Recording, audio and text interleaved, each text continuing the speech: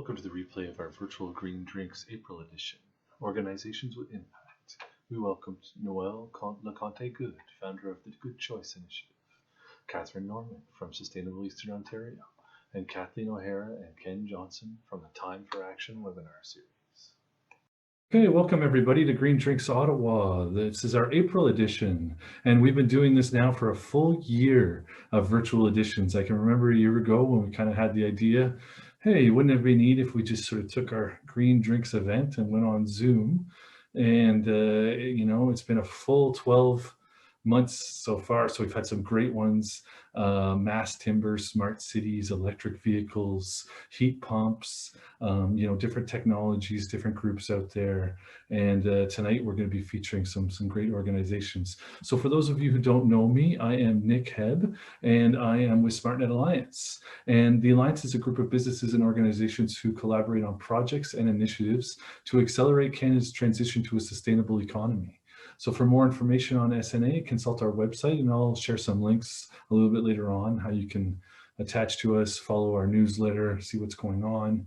You'll be able to find more details about our members and all our resources on there. We've got a bunch of business courses, and we've got some exciting news about some upcoming webinars as well.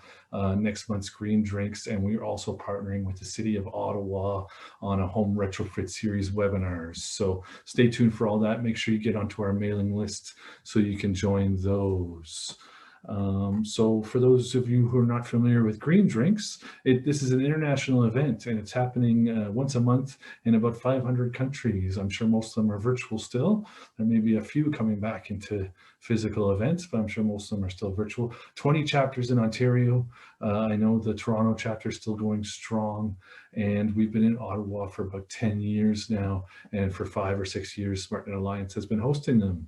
Previously at the Fox and Feather, but now we can spread out a little bit on Zoom. We don't have to be as packed in, and we don't have to tip the server as much, right? So that's good.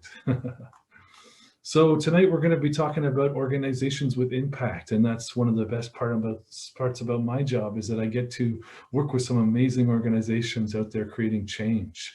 And so we've got 3 of them tonight that we're going to talk, give some presentations. We'll have some time for Q&A as well. And then we'll kind of wrap things up at the end of the night with a bit of a general discussion on where we need to go, right? We've got the federal budget next week, so it'll be interesting. People will be able to have a little bit of a say and ask the speakers some questions as well on that one. So tonight we've got the Good Choice initiatives, and their mission is to inspire and empower sustainable communities in the Ottawa area with the resources they need to take action. They have an online platform to help conscious consumers discover local businesses. Their directory features 95 businesses that meet high sustainability and ethics criteria. And I think they've grown a little bit more. Noelle will tell us a bit more about that. So since launching last year, they've experienced significant growth and have had the opportunity to connect with like-minded people and organizations in our community. And so Noelle will be on shortly here to outline the organization and tell us how they're creating positive change. Following Noelle, just to give everybody a lay of the land here on the event, we've got Kathryn Norman over at Sustainable Eastern Ontario, otherwise known as SEO. And so Kathryn will be going over the partnerships and collaborations that they've been working on, and how they've been connecting sustainability groups together through development strategic collaborations across sectors, building capacity, and celebrating successes. So they are raising the profile and capability of sustainability initiatives and telling the story of transition and resilience in our community. So Kathryn will detail all that after Noelle. And then lastly, we've got Kathleen and Ken, Kathleen O'Hara and Ken Johnson from the Time for Action webinar series and the Below 2C initiative. And they've been doing about 12 or 13 webinars now, so they're going to kind of recap what they've been doing. And Time for Action is a series which introduces groups and activists to each other. They're fostering greater cooperation and coordination, while at the same time creating a progressive narrative. And their goal has been to mobilize activists during the calls and afterwards. So I'm excited to welcome Ken and Kathleen for the final presentation, and then we'll get into a bit of a discussion. So let's get things going with Noelle Le Conte-Good. And she has been working for over 10 years experience in project coordination and management for numerous organizations in the nonprofit and public sector. She's fluent in French, Spanish, and English, and has lived in international settings for over 8 years.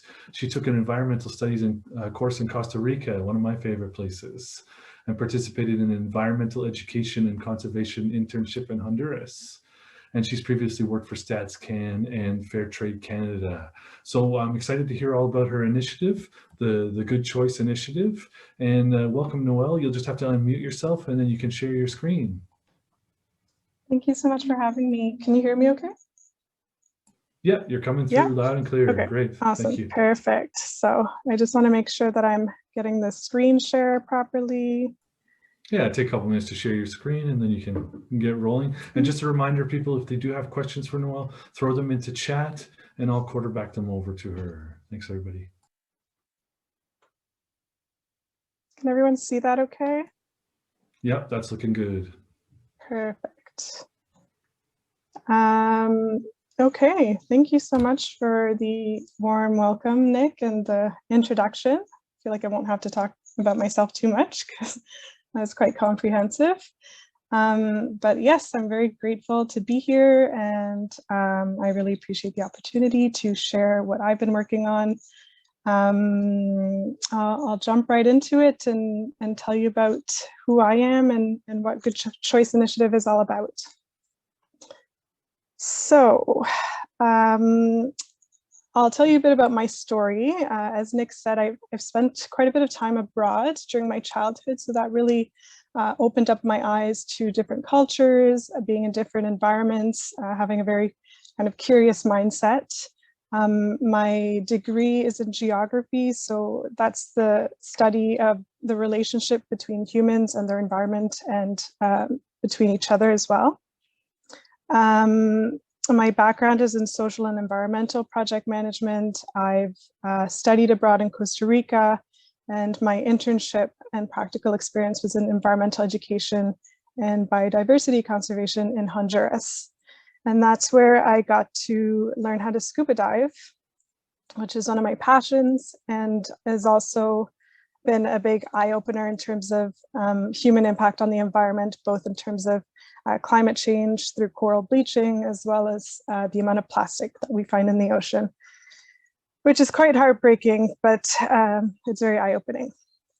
So I wanted to tell you that a couple of years ago, I went on an extended trip through Southeast Asia. I had the privilege to travel, and one of the places I went to was Bali.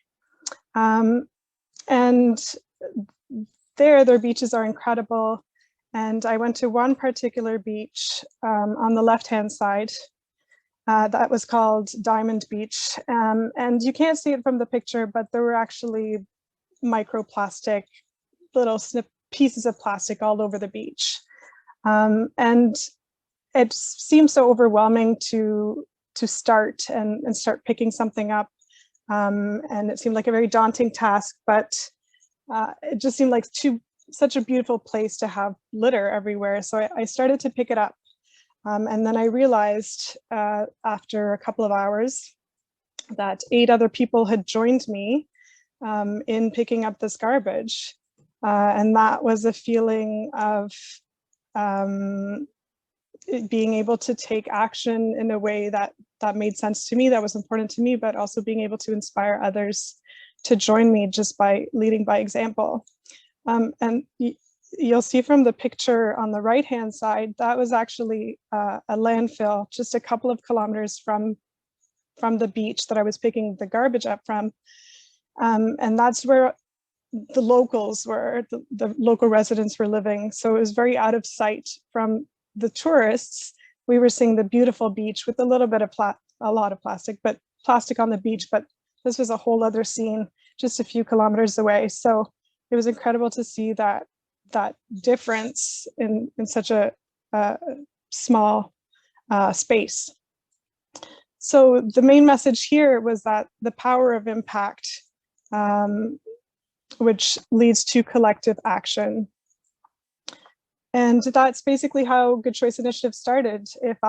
I felt that if I could influence and inspire people I didn't even know, total strangers from across the world, maybe what kind of impact could I have closer to home? So Ottawa is actually home for me. So when I came back, I decided that I wanted to build the sense of community and be able to inspire people to live more sustainably. So I decided to start Good Choice Initiative. And that really, that basically represents an online sustainability hub. So on our website, we have a directory, which I'll get into more detail about. But really, our goal is to encourage people in the Ottawa area, which includes Gatineau and the Ottawa Valley, to live more sustainably. And our mission is to really inspire, but also empower sustainable communities with the resources they need to make good choices, which allows them to live by their social and environmental values. And one of the reasons that this speaks so much to me is that I noticed that I myself, as someone who's conscientious of the environment or my impact when I'm buying, I realized that my main feeling was kind of overwhelmed, but also confusion by the information that is available to us. Sometimes it's not clear what's the best way to live sustainably. Where do I start? How can I be the most sustainable without things being so overwhelming? So the main challenge that I identified, and also doing a survey in my networks, is that in general, Canadians want to live more sustainably, but they just don't know where to start. The general trend and what studies are showing is that consumers are more mindful of ethics and sustainability, and they're really influenced by their personal values when they're buying. They also value connecting with like-minded people and businesses. As we all know, this past year has been challenging, and the COVID pandemic forced a lot of small businesses and also consumers to pivot and kind of question the normal way of business, and also how we shop. So 2020 was actually a record for online shopping. We shopped online more than ever before, according to Statistics Canada. But one of the great things that came out of that was this growth and support local movement. I think we all recognize the importance of supporting our own local community and economy before shopping through Amazon, for example. So really knowing the story of where the products we're buying are coming from and who are the people making them. So that's where I saw the opportunity for Good Choice Initiative, so that we could offer kind of a sense of optimism for people to be more aware of what the social and environmental challenges are, but also provide resources for people to live more sustainably and know what steps they can take. We connect mindful consumers with businesses that they can trust. So through our directory, we identify businesses that meet one or more sustainability and ethics criteria. And I communicate with all business owners directly. So I kind of establish that relationship, and all the businesses that are on the directory are ones that I really truly believe in and trust. And through Good Choice Initiative, I really want to promote local consumption. One of the greatest impacts in terms of the environment is through shipping, for example, and that's responsible for greenhouse gas emissions. If we can support local and also promote products that are produced locally, that really reduces that environmental impact through shipping and also unnecessary packaging. Through Good Choice Initiative, we're also creating a network of like-minded people, businesses, and organizations whose mandate help promote GCI values. So a Smart Nut Alliance is a great example of an organization that we've been able to connect with over the last year, and we're really grateful for this relationship and to be able to be part of this community. So we really value collaborations, partnerships, and we also do referrals for businesses that we think would benefit from connecting with one another. So our directory provides a customizable search engine by category and criteria so that people can easily and conveniently find products and services by businesses that they can trust and share their values.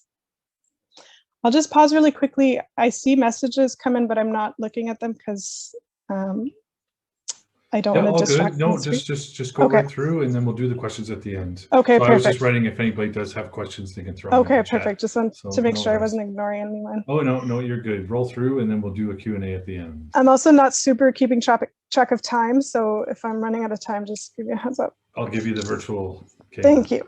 Cut it out.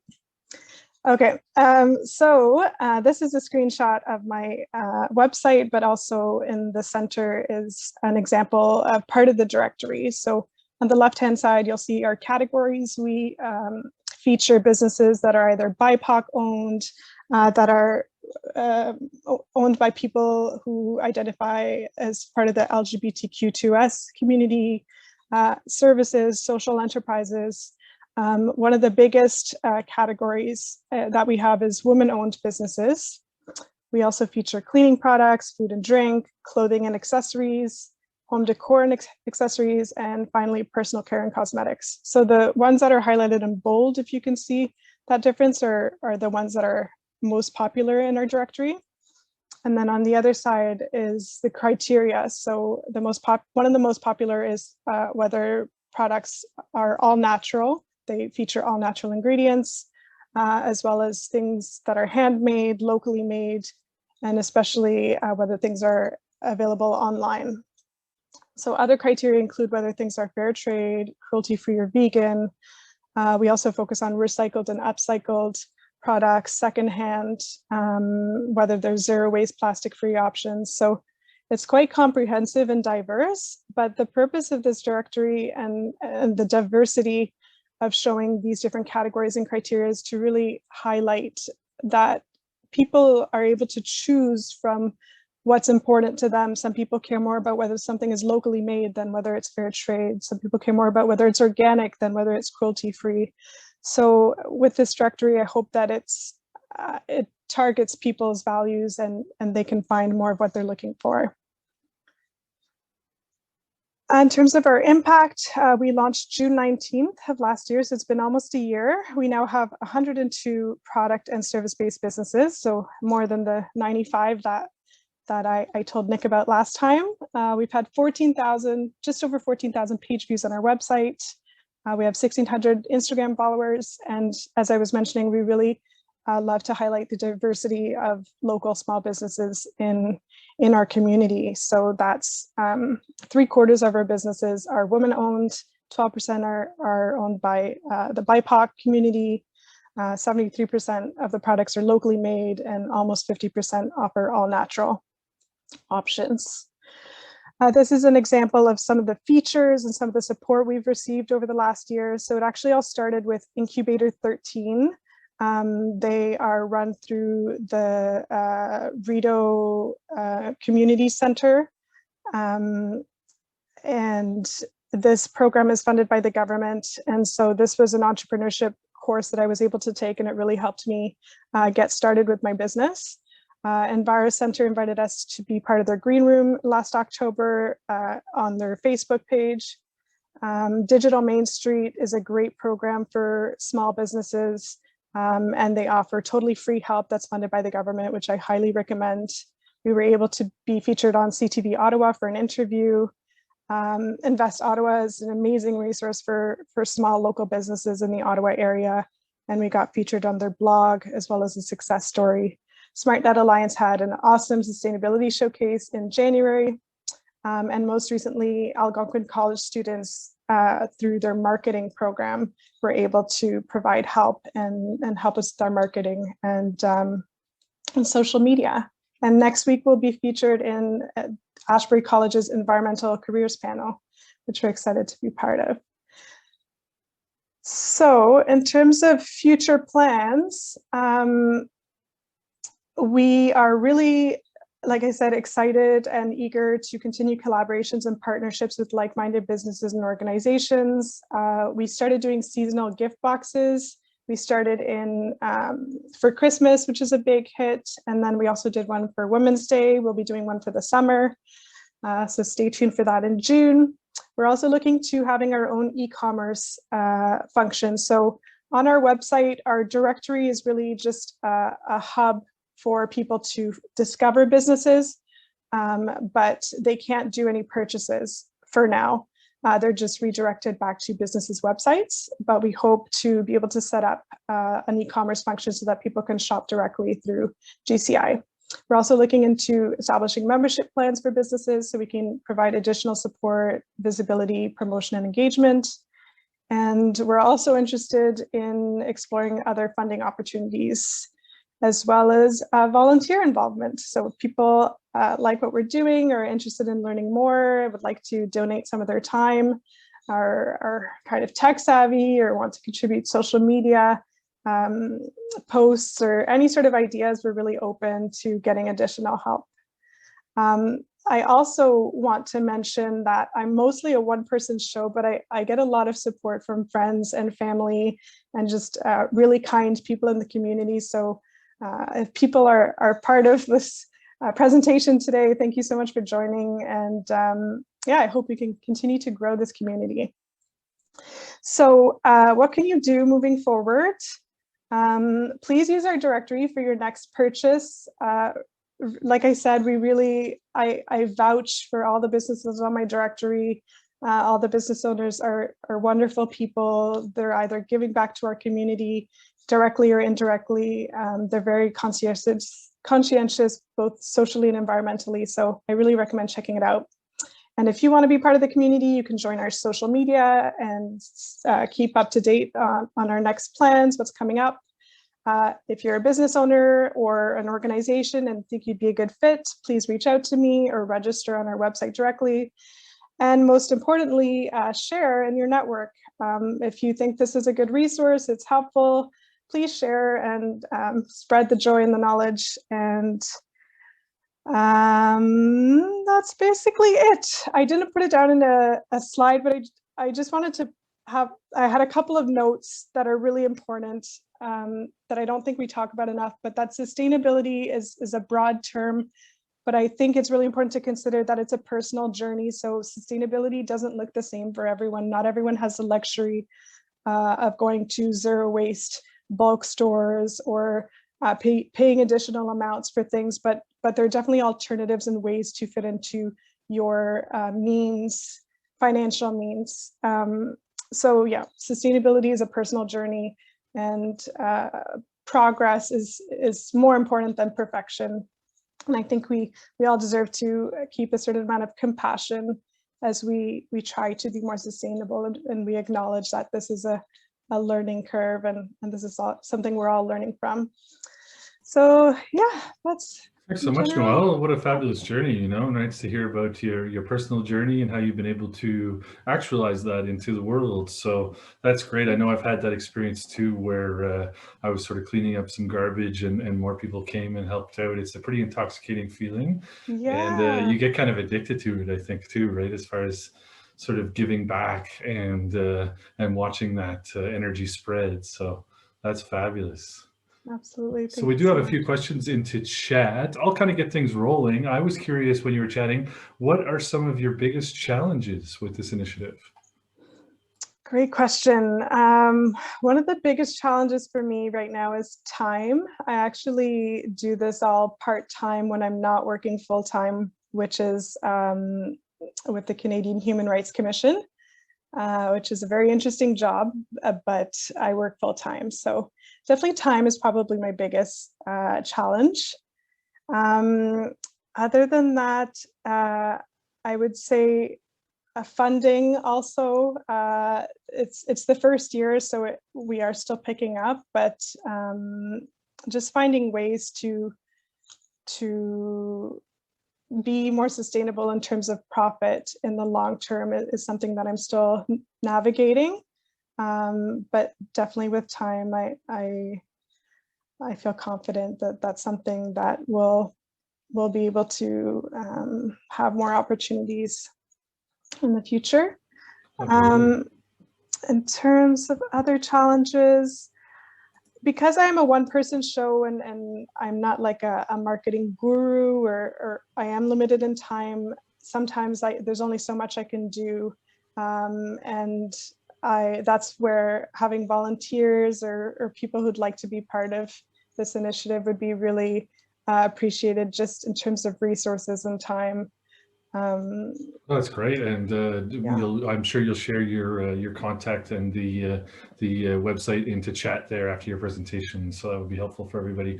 A few more questions from our attendees. So Carrie Hill is wondering where local food production through, say, community gardens fits into your organization. Yeah, absolutely. So we actually have a section on our website called Eco Hacks, and one of those groups includes green initiatives. And so we like to feature organizations or community gardens so that people are aware of those resources. So the website is still a work in progress. There's always information that we can update. So I'd love to be able to add that information. I know that community gardens were kind of on pause. I am not sure that they happened last year because of COVID regulations. But I hope that this year, I'm not sure what the update is on that in terms of regulations, but definitely in terms of if it fits into our mandate, yeah, absolutely. That's both great. on our website and promoting on social media. Nice. And Kevin Whalen is wondering, are there any initiatives in Ottawa that can combat the microplastics in our body? So that was anything that you've seen so far around the microplastics? Combat the microplastics in our body? Yeah, that's the question, exactly. Any initiatives that you're sort of seeing around the microplastics issue? Whether an organization is working on that? Yeah, exactly. That's a great question. Off the top of my head, I can't think of one, but if I hear of it, I would definitely share, because microplastics is a huge challenge. I think one of the things that we can do is just limit our consumption of things that come in plastic to begin with, but I know that that's exactly. Yeah, I guess yeah, exactly. So we'll crowdsource that one. If anybody has any ideas, feel free to add that into chat for Kevin. He's also wondering, are the businesses on your directory product or service based? Or are they a bit of both? Bit of both, mostly product based, but I do want to focus on adding more service-based businesses, because a lot of them are very holistic and focus on both the social and the environmental aspect of their service. So for example, we have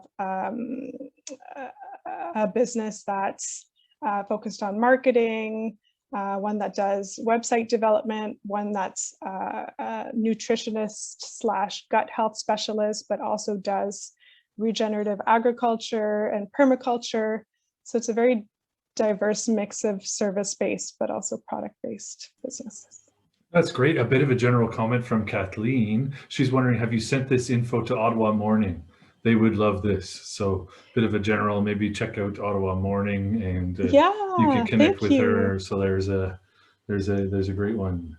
And I haven't yet, but I will. Someone just put some information about community gardens in there too for Just Food. We've worked with them before. Thank you so much, Joanne.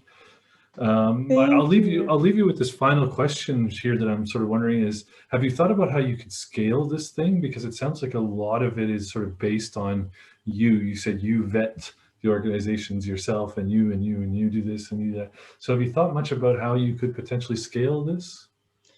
Yeah, well, once, I think that's where the funding would be helpful, to bring in a couple of people to help out and focus on different aspects of the business. Exactly. So some of it would be like registering businesses and doing that kind of screening process. The other aspect would be the marketing and social media. The gift boxes, I would love to be able to ramp that up, but it also takes additional resources. And I'm hopeful for the e-commerce to be able to sell some of the products directly from our website, or even services, but be able to do that transaction through our site so that we can get a bit of a commission and get additional funds from that. But definitely being able to have more people power would be beneficial in the long run. Absolutely. So Noelle, I'm sure, is going to share the website and her email there. So anybody who does want to get involved or support the initiative, go ahead and do that. Thanks so much, Noelle, for coming on, sharing what you're up to. Just a reminder to stop share there, and we'll as we roll on to our next presenter. And yeah, really appreciate the work you're doing in the community, and keep it up. Thank you so much. So next we're going to hear from Kathryn Norman, and I've been working with Kathryn for a good few years now, and she is the Program and Communications Coordinator over at Sustainable Eastern Ontario. She's also the editor of the Peace and Environmental News. She has a master's degree in biology from Carleton University and has worked in various nonprofit, government, academic, and private sector roles. She currently specializes in nonprofit communications and training and program evaluation. And she wants to be a paleontologist when she grows up. And her favorite dinosaur is the Stegosaurus. And she's got a great mural behind her. So welcome, Kathryn. Appreciate you joining us and telling us a little bit about what you're up to with a great organization that I know SmartNet Alliance has been working with, Sustainable Eastern Ontario. Great. Thanks, Nick. So I'll just share my screen here and get going.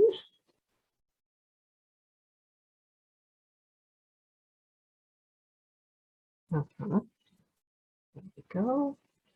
You gotta love it when you share your screen and then the Zoom controls are covering up the controls for the slides. Like, Zoom life, right? Well, at yeah, least we're not liberal. At least we're not liberal. We don't have any liberal MPPs on the call here today, so we don't have to worry about any nudity. But yeah, and I'm your pretty slides look sure good. I'm not stuck on a cat filter. So there you go. So we won't make we won't go viral, but yeah. You're all good to go. Take it away. All right. So as Nick said, my name is Kathryn Norman. I work with Sustainable Eastern Ontario, which is a incorporated nonprofit that came together officially in 2011, making this our 10th anniversary year, and I'll talk a bit more about that.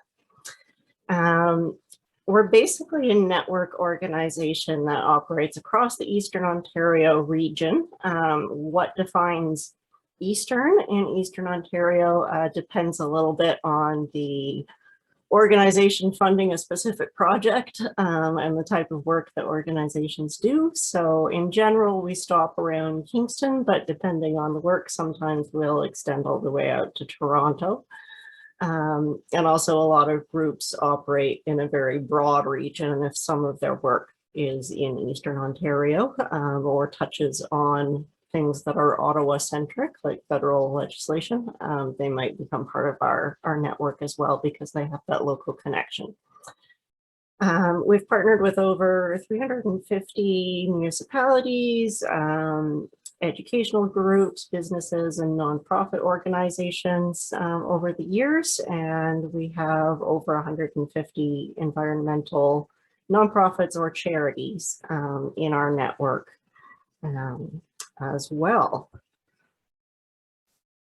Just tell you a little bit about me. I know Nick already read some about that.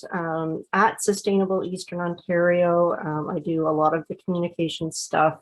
Sometimes that's interesting. Sometimes it's coming to events like this and talking to interesting people. Sometimes it's arguing with the back end of the website as to why it displays all of the pictures in a circle frame, but this one in a square frame for no apparent reason. So it's a little bit all over the place that way. In terms of programming, I'm primarily responsible for organizing our monthly networking meetings, our other events, and supporting collaborative events. I am the program evaluator, which is increasingly something that funders require of nonprofits, is to have a third-party evaluation of the work that they do as part of their grant. So that's something that I do.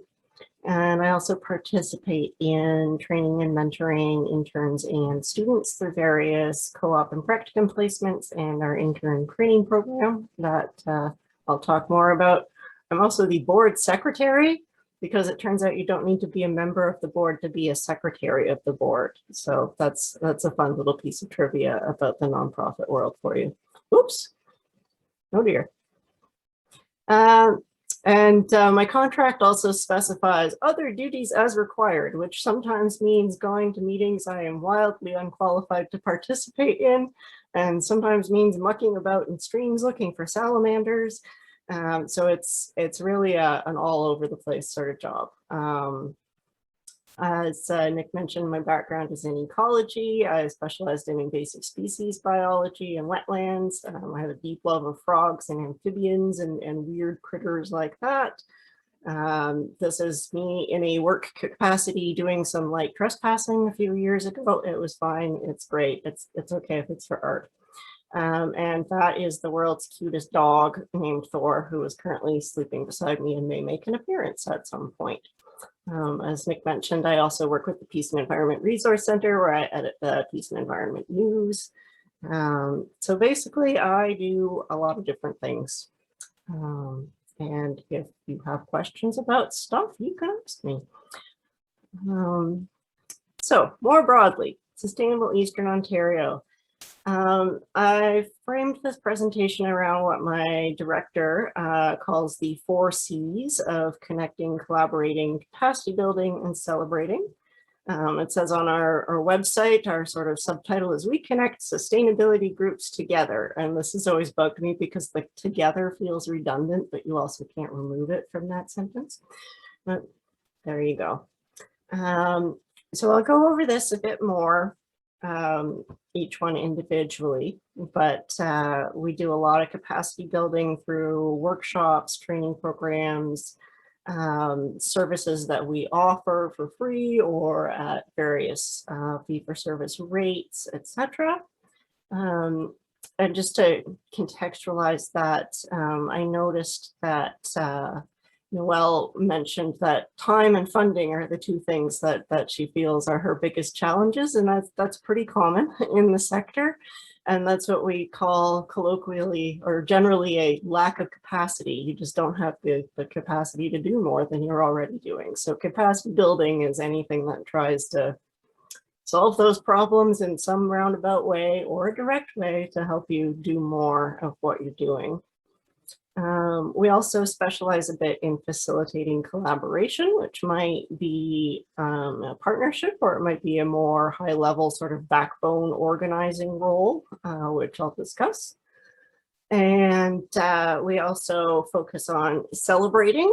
So we'll have a lot of, in the before times, which I realized recently I've started saying non-ironically, we regularly had office parties and gatherings to celebrate when interns had good career outcomes, or when we completed a training program, and generally try to celebrate people who are doing good work and good outcomes, even if they don't seem like they're a big solution. We really believe that celebrating is a key part of keeping a positive outlook and keeping momentum going when you're working in this sector.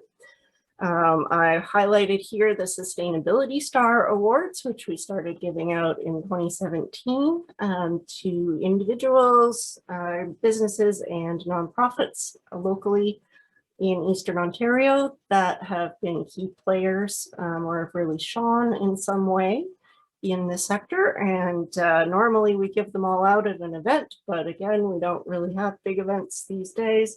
So I've been slowly giving them out to last year's recipients as I'm able to, and I have with me here the very last one that I've been trying to find a way to give away, which is to SmartNet Alliance, and Nick and I just haven't managed to coordinate a time yet, but they were one of 5 recipients this year that a committee from our board selected for their contribution to sustainability in Ottawa, so congratulations to Nick and SmartNet Alliance for that. All right, connecting.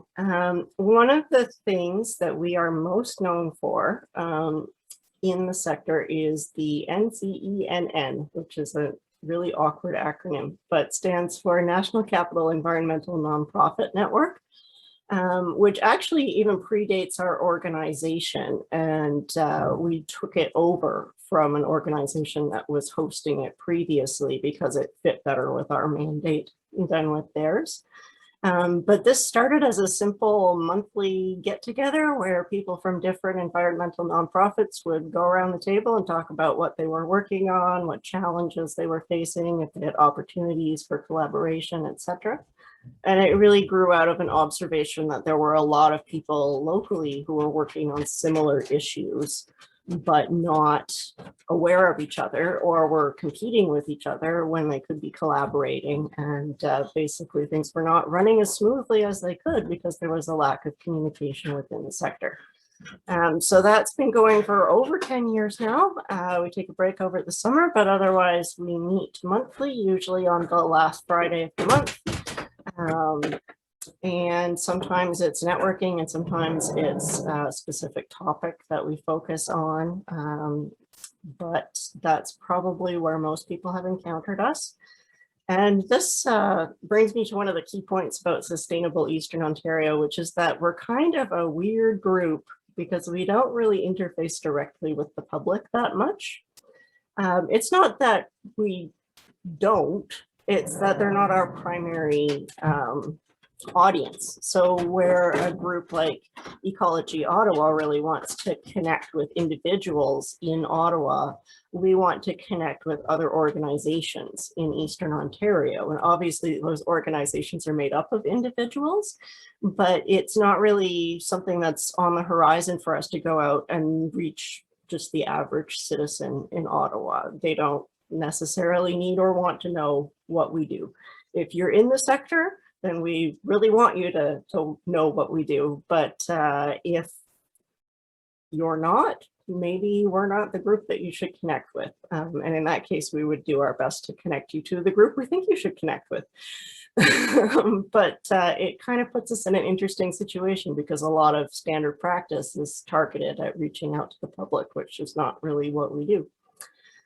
We also organize other networking events and forums on specific topics. We do a lot of facilitating introductions. I personally do a lot of introductions of people to various other people I think they should talk to, which is great because everyone thinks you're wonderful, but it's a very low amount of work for you.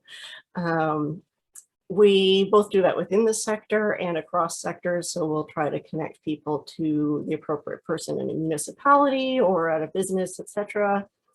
And part of what we do is really advocating for the nonprofit sector as a tool that people in government or at granting agencies can use to get the work that they want to get done on the ground. You often get these great funding programs that are announced by some level of government or some organization. They really want to promote sustainable living, but what that means is going to look very different in different places. And it's hard for somebody working at a national level to do something that's meaningful to the population of Cornwall, for example. But there are already great groups in Cornwall that are doing fantastic work. And so we try to really advocate for community-based groups to have a role in solutions that come from the top down as well as bottom-up solutions. We have different regional memberships. We have distribution lists for different parts of Eastern Ontario, and we also have run and continue to run shared office space. Obviously, it's not a popular thing these days, but in the past, we found that it was very useful to connect people and have that sort of ineffable collaboration that comes when you overhear two office mates talking about something and it gives you an idea or whatever. So that's us. Collaborating. Right now, the big collaboration that we are supporting is the Ottawa Energy Collective Impact. Many of the people on the call I know have either been to one of the events that was part of the first stages of that or were otherwise involved with it. And basically, it's an initiative to try to drastically reduce the greenhouse gas emissions coming from the built environment in Ottawa, in particular through retrofits of existing buildings, although we do have a new building component, to be in line with the city's energy evolution targets. And we do work with energy evolution as part of this, and also with national and international recommended targets for greenhouse gas emissions. I don't remember the exact numbers at this point, but it's along the lines of 80% reduction below 2012 levels by 2050. So basically that means, how do we figure out what the barriers are to retrofitting a whole bunch of houses in Ottawa? And how do we overcome those barriers? So it's a big project. It started as a collaboration between us and 2 other groups. There's over 65 groups and organizations that are involved or have been involved in some way at this point. So we, if you come to me, I won't be able to tell you like, oh, you need to apply for this grant to retrofit your home, but I will be able to tell you who you should talk to. And that's kind of where we are, as we're perched up kind of at the backbone of collaboration. We make sure all the committees are meeting and talking to each other and talking to the leadership committee and the steering committee, and that reports are getting done on time, etc. We also do other smaller collaborations with other organizations and events. We collaborate on funding proposals and support funding proposals in other ways, and really focus on building relationships. We'll also share staff hours in some cases. We just recently had a couple interns wrap up positions where they were partly with our organization and partly with other smaller groups that just didn't have the time to manage them.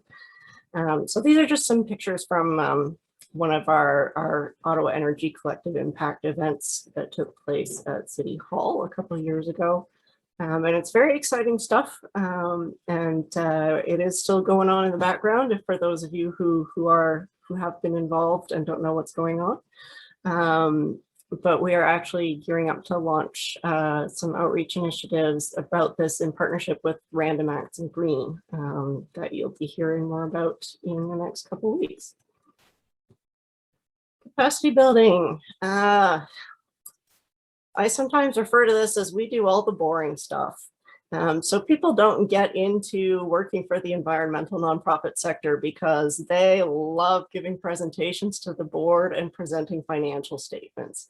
People get involved with the sector because they love birds, or they love wildflowers, or they are really passionate about keeping plastic waste out of our waterways.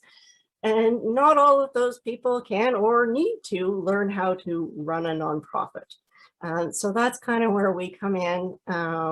We can help with things like incorporating, preparing financial statements, doing regular bookkeeping. One of the most popular things that we do is just simply make a conference call line available to community groups, which is really useful for a lot of smaller groups that are very rural. And members live far away from each other and are often older and not tech savvy, and they don't want to do Zoom calls. So they book our conference line for their meetings, and that's really, really useful to them. So that's an example of something that we do for free for the community. We also have a social enterprise model for various fee-for-service programs, like Green Books is our financial and accounting service. And I mentioned that I do program evaluation. That's another one. So things like that. We hold specific trainings and topic-focused events, things like funder forums, where we teach people, or we connect people with funders, teach them common mistakes in fundraising practices, etc. And we are increasingly running specific training programs, one of which is the Capacity Building Certificate Program, which is for nonprofit leaders. And one is the Intern Training Program, which is sort of a lighter version of that, that's meant to get interns and new hires up to speed on what the nonprofit sector is like, and help support them in their roles. So this is actually right now in the process of kind of budding off more into its own organization that is a social enterprise, which is called the Capacity Building Institute, but currently it's still run under Sustainable Eastern Ontario. And we actually have an event coming up next week on Friday, one of our networking event sessions on Friday, April 23rd from 10 a.m. to noon will be about our intern training and support program. So if you are part of a small group that would love to have an intern but doesn't have a lot of budget, doesn't know how to get one, doesn't have the capacity to manage one, this is the event for you, and you should definitely talk to us. I put at the bottom likely a legible email and URL, but I will pop that in the chat as well when I'm done. So again, that's on Friday the 23rd from 10 a.m. to noon.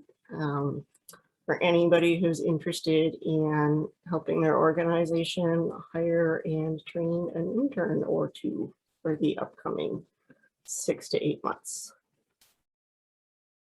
Going back to celebrating, I already mentioned the Sustainability Star Awards, but this year in particular, we are also celebrating that it's our 10th anniversary. And as part of that, we've been going through and really cataloging and starting to track a lot of the capacity services that we've performed for the sector over the years. And some of that is easy, you know, if we helped you write a grant that got you $10,000, that's easy to keep track of, but it's a little bit harder to keep track of the value of using the conference call network or the advice that you got when you sat down with one of us and we discussed strategy for your organization, etc. But we've been trying to do that and send that information out to different organizations and get their comments on how we've helped them. And that is all going into our sustainability map of the region that will be launching on our website later this month. It's a Google Maps integrated thing. You can zoom in and out. If you're in Perth, you want to see what's near you, you can zoom into the Perth area and click on different organizations. And it will open up a link that talks about what the organization is, how we've supported them over the years. Some of them have video, etc.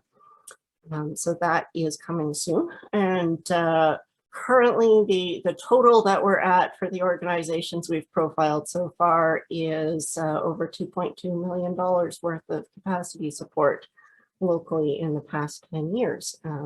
This all being done on a budget that comes to much less than $2.2 million over 10 years.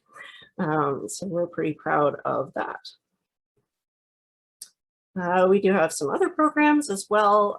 You can check out more diversity of stuff that we work on or have worked on in the past on our website, which is sustainableeasternontario.ca /our work. Has all of the different things we work on. Many years ago, we were involved in the founding of the Community Energy Network of Eastern Ontario, which is a loose group of people and organizations that work on any energy conservation, generation, etc. type program. As part of that, we've hosted lots of community energy retreats and facilitated them in other regions. A couple of years ago, we collected and profiled energy management projects from around the Ottawa region in partnership with the City of Ottawa and the Independent Electricity Service Operator. And you can read all about those on our website as well. So there's a lot of different things that we do. And I think I'm running out of time, so we'll just wrap up. I stuck a stegosaurus in there for good times. But this is where you can find us on all of our different social media. If you want to get in touch with me specifically, you can email Kathryn at sustainableeasternontario.ca. Truly, unless you're specifically emailing someone else at the organization, all of the emails forward to me, so I'm pretty easy to get a hold of. If you want to be sure, that's one way to do it. And if you're interested in getting on the mailing list for our monthly networking meetings, you can contact me about that at info@ncenn.ca. And again, I'll put that all in the chat when I am done. Thanks so much, Kathryn. Great presentation. Great to hear about the work you guys are doing. I know I'm working with you, and SmartNet Alliance is working with you guys on the Ottawa Collective Impact. So that's been great. Lots of monthly meetings and lots of progress as we move towards a low carbon economy. And it's great to have an organization that's kind of bringing all the other organizations together. So excited to see that map. That map's going to be quite the something, because I think that's the conversation that I have with a lot of people is that they know that there's so many organizations, but how are they all linked together, right? So exciting initiative. Thank you so much for our award. I'll have to get the physical award once we're out of our lockdown and get it up on our office walls once I can get back in there safely. But yeah, I really appreciate the work you're doing. We do have a couple questions. We have time for a couple questions. Art Hunter is asking, how do you track and record your collaborating partners' GHG annual reductions? Or is there no requirement for collaborating partners to reduce? Or is it just an honor system, perhaps?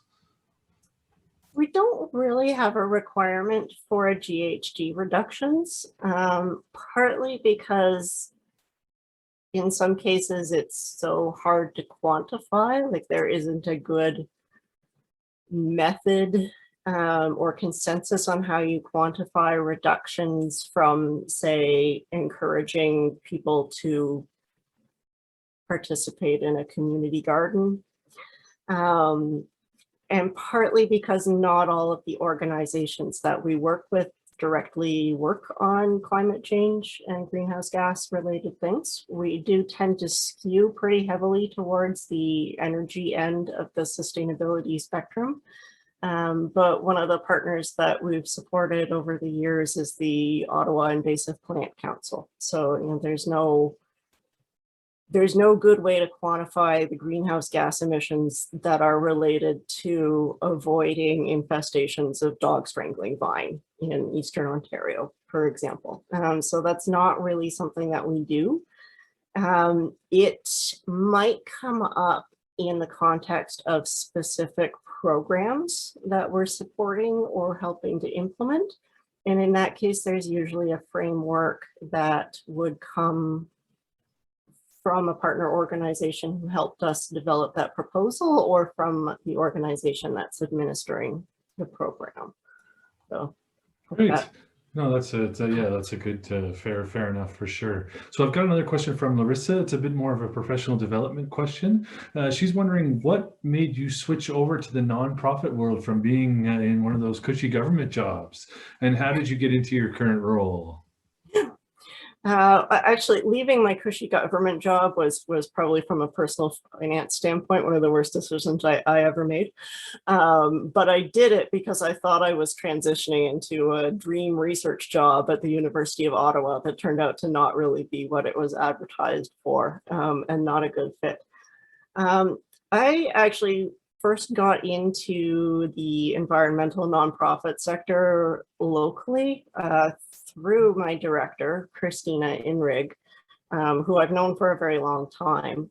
And she invited me to be a board member at Maison Tucker House in Rockland when I was 19. So I joined my first board when I was 19, and that's how I got into the sector. I first started working in the sector in 2010 when Christina needed help with a project at Green Sacred Spaces. So I was a regional representative for that program for a couple of years. And I left the sector for a while. And it was really just serendipity that I started working at Sustainable Eastern Ontario. I was actually babysitting for Christina regularly, and she kept mentioning how she really needed help. And I kept mentioning how I really needed another part-time job. And eventually, I think it might have been her husband who was like, why don't you just hire Kathryn? That's how I got the job there. And it was kind of one of those like, oh, why didn't I think of that moments when it happened? But that's how I ended up where I am. Yeah, it's a great journey, and what a story! And thanks for kind of being a steward in the community. And I get that all the time. Is sort of people asking me about how did you get into sustainability? How do you work in that?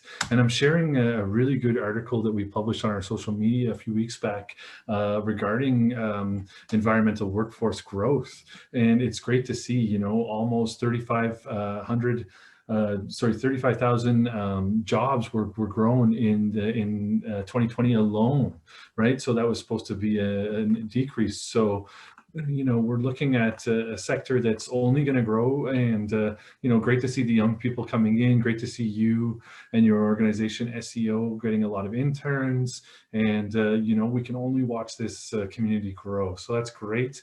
Thanks so much for your presentation, and once again, thanks for the award too. Just a reminder to stop share there as we roll into our last presentation, and yeah, we'll be in touch, and I'm sure I'll see you on the monthly meetings as well. So thanks so much, Kathryn. Yep, you're welcome, Nick. Okay, so I want to bring up our last couple of presenters for the night. Let me grab their bios. So I was first in touch with Kathleen and Ken, I guess about a year ago. Kathleen had asked me to come speak at a budget event, but obviously with COVID, it never happened. And, I sort of kept in touch with Ken and Kathleen to encourage them and keep them rolling. And then, I think they got a lot of steam and a momentum, and they said, hey, we're launching a weekly webinar series. And I said, well, weekly is a lot, it's a lot to bite off, right? I said, we do a monthly, and even that is sometimes a lot, but congratulations to them for doing it. They've been great so far. So Kathleen O'Hara she's now retired, but still doing quite a bit. She has more time for activism, specifically preventing climate catastrophe. So she has worked for a political party, an Ontario cabinet minister, a federal MP, the CBC, a print syndicating service, and a lot more. So what a history. And she's working now with Time for Action, so that's great. Want to welcome her. And of course, Ken Johnson is a PhD and former federal scientist. Over the last 8 years has focused on the climate crisis and climate crisis solutions. He is an adjunct professor at the School of Epidemiology at the Public Health University of Ottawa, and he is the co-founder of the website blog below2c.org, which I've shared in chat, so we'll get everybody to check that out. And this winter, he co-created the Time for Action series, which is a weekly webinar focusing on progressive perspectives on the climate crisis. So I want to welcome Ken and Kathleen. You'll have to unmute yourselves, and you can fire up your presentation, and excited to hear about all the great webinars you've been up to. I think I've caught quite a few, but there's maybe a couple that I've missed there. So excited to see as you kind of recap your first 3 months here. Okay, thanks, Nick. You can hear me? I'm not on mute. Yeah, you're coming through loud and clear. You're all good. You may want to full screen on your slides, but other than that, everything looks good. I think I'll stay there. If you can see them, I'll keep them. Sure, that works too. Yeah, no problem. Okay, first of all, I'd like to just thank Nick and the Green Drinks for inviting us to speak. We're pretty excited about what we've been up to lately with Time for Action, and so we're going to share about that tonight. I noticed several people in the audience are people that already attend Time for Action, but we're hoping a lot that are on tonight that didn't know about it will join us in the future. So first of all, Time for Action is Kathleen O'Hara and I are the leads on this, but Rolly Montpellier, who's also on the call, also plays an important role. If you have any complaints about what we're doing, please address them directly to Rolly. I'm sure he'll be there to be ready to take them. So we got 3 parts tonight in our presentation. The first is a background on why we decided to start Time for Action. The second piece is looking at the programs the Zoom webinars we've had to date. And the last piece will be looking at speakers coming up in the next month that you might be interested in. So, as you know, we've been we're deep in a climate crisis, and governments aren't responding the way we'd like them to. As the IPCC has said, we have essentially a couple years ago said we have about a decade to reduce our emissions essentially in half, and yet it's just not happening. This is the globe here has a clock on it with a countdown to until we've used up our carbon budget for a 1.5 degree scenario, and that's less than 7 years now. And so that just demonstrates the urgency of it. And of course, going to a 2.0 scenario has a lot more risks associated with tipping points that may cause big trouble. So obviously, everyone knows we want to stay below 1.5. That 7%, basically we need to reduce emissions 7% per year to 2030. Now, let's see. So here's the trends as you would have seen before on Canada's greenhouse emissions. They continue to not go down. Just yesterday, the 2019 report came out on Canada's greenhouse carbon footprint, and it was I think it was 728. So not getting nowhere fast, and not even starting to meet any of the targets or commitments we've made in the past. Now, this is the kind of thing that's worrying is our current climate minister, Mr. Wilkinson, touts, this is just from yesterday, says, well, it's good, really good news that our emissions haven't gone up. And that's worrying, very worrying. Similarly, this came out just in the last couple of days as well. I mean, all the stuff we're presenting is pretty new. Canada spent, according to Environmental Defense, Canada spent $18 billion on financial supports for the fossil fuel industry. Not all subsidies, but just all kinds of ways that we give them special little advantages financially. Another example of why we're worried and why it's such a problem is we still have no proper climate change tests in Canadian infrastructure, for new Canadian infrastructure, fossil fuel infrastructure. So we don't look at whether it'll fit into our goals around carbon footprint or whether it makes financial sense. On my screen, Nick, this quote is half covered up by people. Is it clear? Can you see it on your screen? Yeah. If everybody goes into the full screen mode, okay, there, everybody, it should be good. So just use the full screen. So you can see there that Canada is, on a per capita basis, continues to have, or has the highest per capita subsidization of the fossil fuel industry, which is also disturbing. And what's been happening? Why are we not reducing emissions? Well, come on, there we go. Why aren't we reducing emissions? Well, in fact, we really are the laggard. These are Barry Saxifrage, a couple of Barry Saxifrage graphs that he's done for great articles he's put in the National Observer. Canada, over the last 30 years, from 1990 to 2020, our carbon footprint has gone up by 21%. While even the US their footprint went up, but then they brought it down back to 1990 levels. And the EU, you can see, has dropped their footprint 25% since 1990. So very different, and some of the UK, Germany even more. So very different than Canada. And why is Canada doing so badly? Well, because even though Ontario made an incredible effort by getting rid of coal for electricity a decade ago, all the reduction in carbon because of that is offset by increases in the oil and gas sector in particular, which is our most carbon intensive industry, as you know.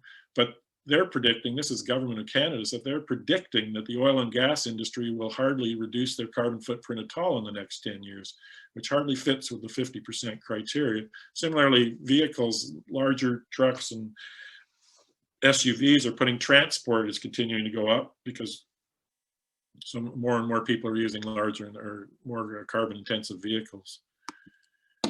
This came up in one of our presentations, and it probably describes it most clearly and the most worryingly. If you look at the black line, this is from 1980 to where everything all the action is in 2025, but you look at the black line, that's how the world's carbon footprint has increased. In fact, a third of the fossil fuel use is just in the last 30 years since we decided we were going to reduce carbon use. We've burned a third of the whole fossil fuels in our entire history. But you can see by these different lines, the yellow line here, do you see my cursor, Nick, on the screen? No? Okay. Yeah, we can see your cursor. Yeah, we can follow that. If we had started in the year 2000 to cut emissions, this is the path we'd have to take to stay within the 1.5 scenario. However, because we've just exploded the use of carbon and kept delaying, we now find ourselves right here at 2020 having to take this very steep path to get down to 1.5, meaning we get, but by 2030, we have reduced our emissions by 50%, which would be this line. And if we wait any longer, it gets even steeper. And so it just shows you, this is why we were so worried and why we wanted to do something to try and understand better what was going on. So this is another way of summing up what's going on, and I'll just read the cartoon. And so, while the end of the world scenario will be rife with unimaginable horrors, we believe that the pre-end period will be filled with unprecedented opportunities for profit. And I think that simple cartoon really captures what's been going on. We at Time for Action are with Bill McKibben. Translated from the scientific, these warnings mean that we've got no time left for half measures. We're in a desperate race against the destruction of the planet's life support systems, so nobody gets to cut any slack, which is what the federal government seems to think they can do. Now I'd like to move into our second part, which is where we talk about the actual seminars we've had. The first one we had was with Elizabeth May and Ken Love, and we talked about Bill C-12, the Net Zero Emissions Accountability Bill. And as Ken Love said, you can drive a Mack truck through the holes in Bill C-12. And the problems with it that both Elizabeth and Ken Love brought up was, first of all, Elizabeth said we should be going from 1990 because from 2005 reductions, we're one of the few countries where our emissions actually went up, or the only major country where emissions went up. So it's sort of cheating to start when we've already we're starting higher. We should be starting from 1990. So we probably need to cut our emissions more like 60% in the next 10 years. So the problems with this bill that they expanded on were first target was 2030, not 2025, and then 5-year targets out of it, but just ridiculous. In this decade, we need to cut emissions by half to have no target till the end of the decade. Secondly, the committee that oversees the Bill C-12 has been appointed, and some of it's political, but it should have way more scientific people on it than it does. Third, there isn't proper oversight in terms of if the government fails to meet their commitments, they don't necessarily have to, they just have to acknowledge it. There's no penalties involved. And there's more, but I think we should move on. I'm going to turn to Kathleen now, who can talk about the next webinar we had. Kathleen? Hi, thanks, Ken. And thank you, Nick, and the whole audience for being here. And so for our second webinar on February 3rd, once again, we had wonderful engaged guests as we looked at pipelines. Sven Biggs of Stand Earth in BC and Alexandra Woodsworth of Dogwood, BC. Of course, since this webinar, Biden has canceled the Keystone XL pipeline, which is a good thing, but sadly, the rest are all going through. And considering the promises in the Paris Agreement, there are too many at a time when we should no longer be building fossil fuel infrastructure at all. So we've got the increasingly expensive TMX pipeline that we as taxpayers now own. There's the fracked gas Coastal Gas Link in BC. There's Line 3 and the Dakota Access Line in the US. There has been no slowdown, mainly just talk and promises, which leads us nicely to our next guest. Ken? Yeah, our next guest was Donald Gutstein. I picked up his book, The Big Stall, a number of years ago. And when I started reading, I just couldn't believe how much detail he had about the essentially 50-year legacy of the oil and gas industry, infiltrating governments, federal government, the Alberta government, universities, think tanks. You have no idea, until you read his book, you have no idea how many of the names you'd know from the news are being paid by the oil and gas industry. And Donald, he's a retired professor from SFU of communications, and he wrote a book called Harperism before that people might know better, but I'd highly recommend this book. We had an hour-long conversation with him talking about it. And it really grounds you in just what we're up against. So it was very useful for the insights in it. Kathleen? Our two guests on this next webinar, Hadrian Mertens-Kirkwood of the Canadian Centre for Policy Alternatives and Jim Stanford of the Centre for Future Work, made us feel much better about the future of fossil fuel workers, oddly enough. First, they pointed out that thousands had already been laid off by fossil fuel companies with little compensation. They also noted that, in spite of what we hear from certain politicians in the media, only 1% of workers are actually in the fossil fuel industry. In other words, Canada won't fall apart, especially if governments pay to retrain these workers and create great green jobs for them to transition to. Here's hoping. Ken? Yeah,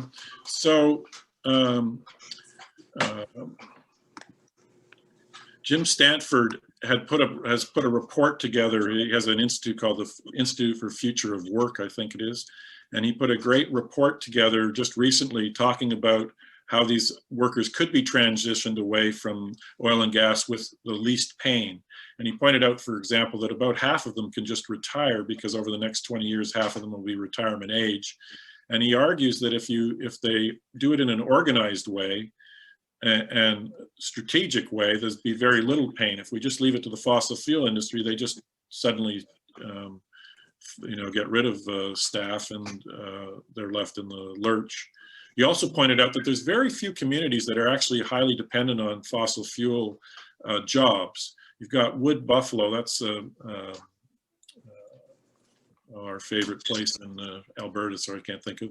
Fort McMurray. Fort McMurray, thank you. And Estevan, Saskatchewan. And then there's some that have strong fossil fuel dependence, but only 10 to 20% of the workers. And then most places it's much less, including places like Calgary. You also pointed out that more than 55% of the oil and gas workers are actually in Calgary or in the cities.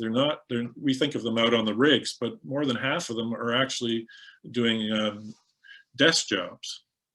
Furthermore, he pointed out, the last thing I'll point out for this was that for every job that disappeared in the fossil fuel industries, other industries created a total of 42 offsetting jobs. When we just listen to the media, you'd think that every other job in Canada was in the oil and gas industry the way Kenny responds. Okay, on to the next one. The next webinar was with Seth Klein. I've seen many of you have had, Seth's done an awful lot of interviews since he did his book, so many of you have probably heard him, so we won't spend too much time talking about what he did, but in case you don't know, he looked into how the mobilization was in the Second World War for the war effort in Canada, and it was just remarkable. 28 crown corporations were formed to build everything from tanks to munitions to clothes to guns, everything that was needed for the war effort. And what C.D. Howe, who was sort of the minister in charge of this, he just asked the industry if they'd be involved, and if they failed to come up to the plate, he just created a crown corporation separate from the public service and just give them a mandate and money to get on with it. So literally in less than 5 years, they built thousands of tanks, thousands of aircraft, and it's just the numbers are just staggering. Anyway, Seth spends the whole book talking about, well, the first part of the book talking about the new denialists, which are not people that deny that climate change is real, but deny that we can do enough about it fast enough. And then he moves into all the effort in the Second World War and how that would relate to ours. It was a very interesting webinar. That's just part of that. Kathleen, you want to? I just want to add on Seth's book that the real lesson I found is that most Canadians didn't want to fight the Nazis across the Atlantic at first. It was too far away. It was abstract, just as some people think the climate crisis is.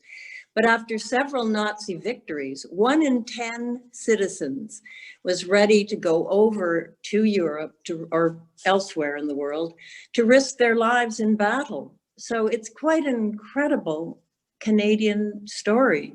So let's hope we wake up and mobilize as well, but we don't have to risk our lives if we get smart early enough. Kathleen, can I just interject one other small thing on that one?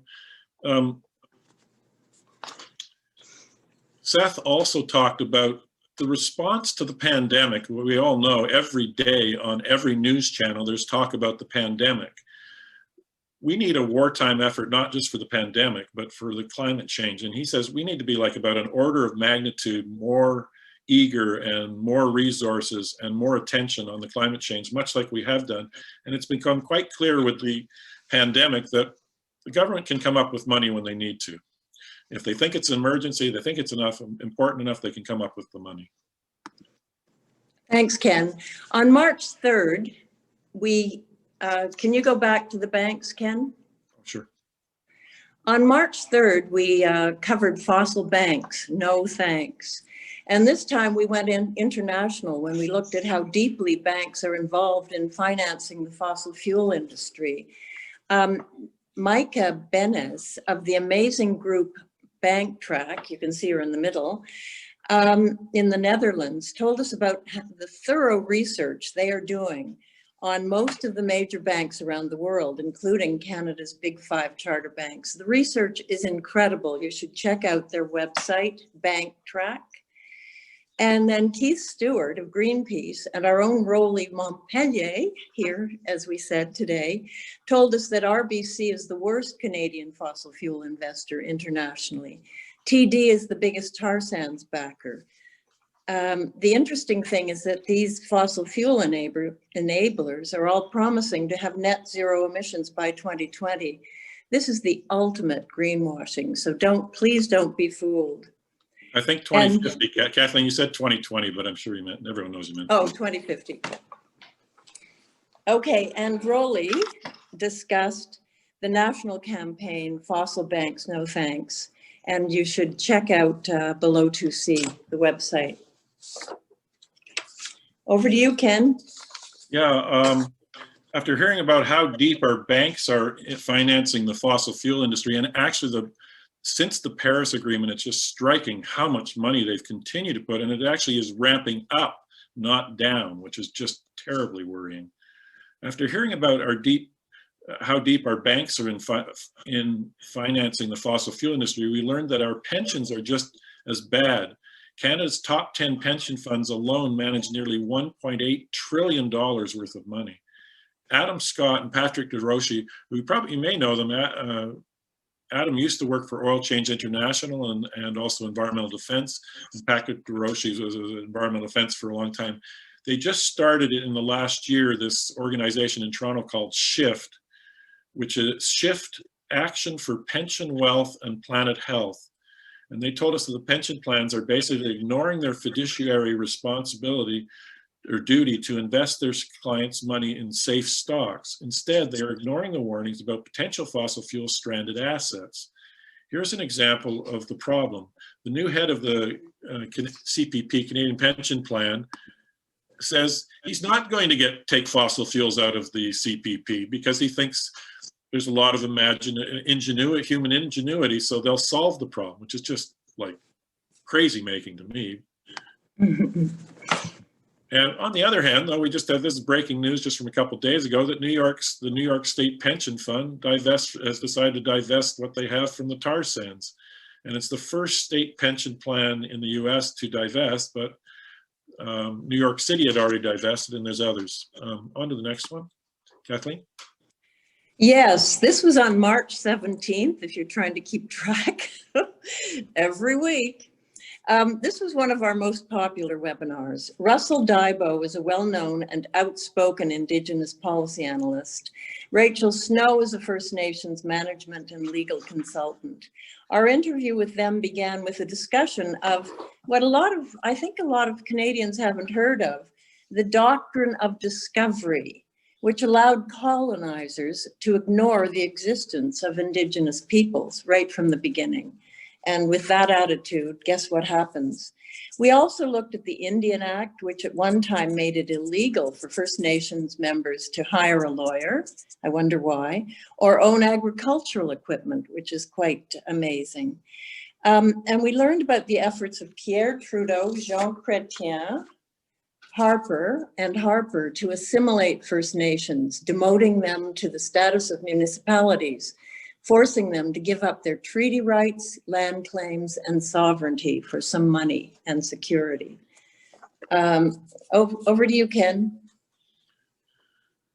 The next week was Make the Rich Pay Their Fair Share. We had Toby Sanger on, who's with the Canadians for Tax Fairness, and Katrina Miller from the Broadband Institute, who's a program director there.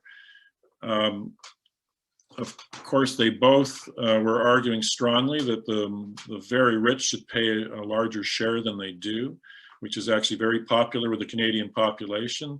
And the Canadians, Katrina pointed out, they had done surveys and had found that Canada's perceptions of how much of the wealth the richest had was way less than what they either thought they actually had or what they thought was fair.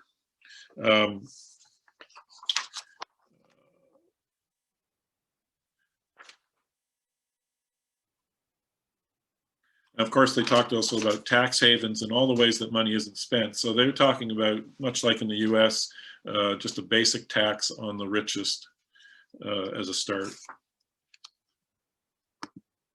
Canadian, they have a very good website, the Canadians for Tax Fairness, and articles on why we need a tax fairness budget to build back better.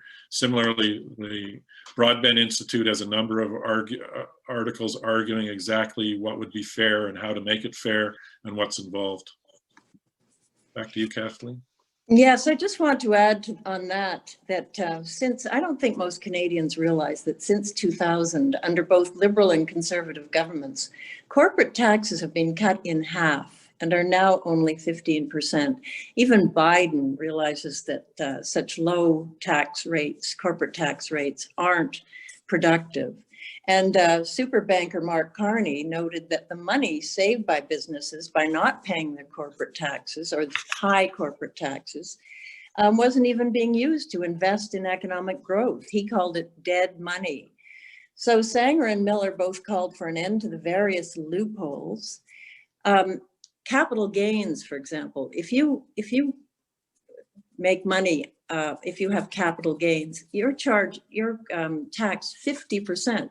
Whereas if you're working at, I don't want to say Walmart because I boycott Walmart, but if you're working at an hourly wage, you're taxed 100% of certain amounts. So this, as they say, a buck is a buck, and it should be taxed that way. And they also pointed out that the tax system isn't just a way of raising government revenue. It's also a way of redistributing wealth and creating a more egalitarian society.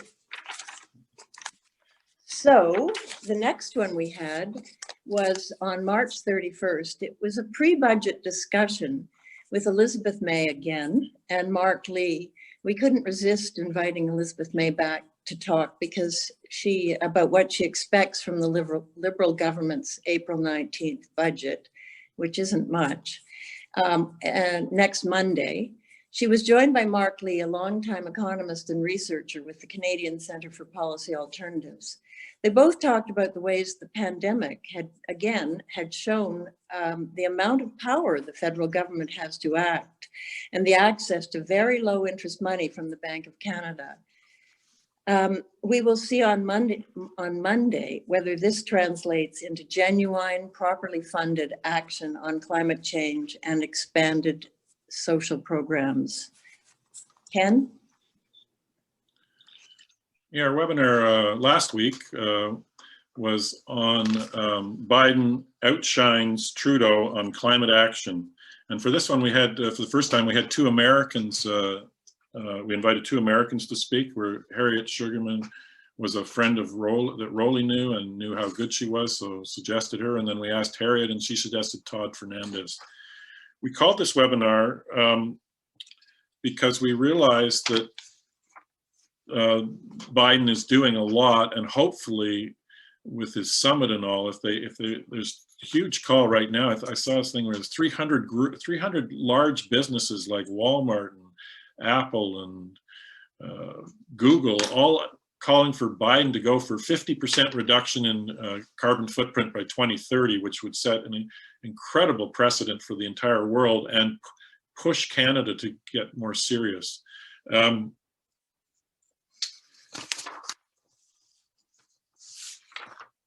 Oh, sorry, got the wrong. Too many webinars, guys.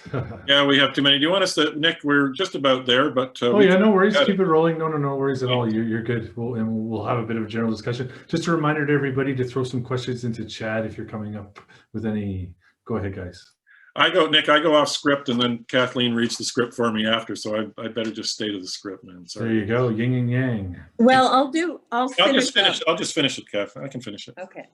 To get the inside story on Biden, so we interviewed Harriet. She's a professor of global climate change policy, and Todd is with the Climate Crisis Policy Group.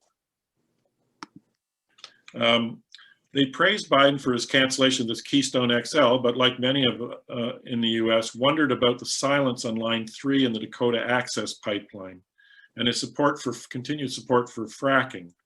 Now, what came up was that Pennsylvania is a key swing state and also a key fracking place, they pointed out, so very difficult strategically.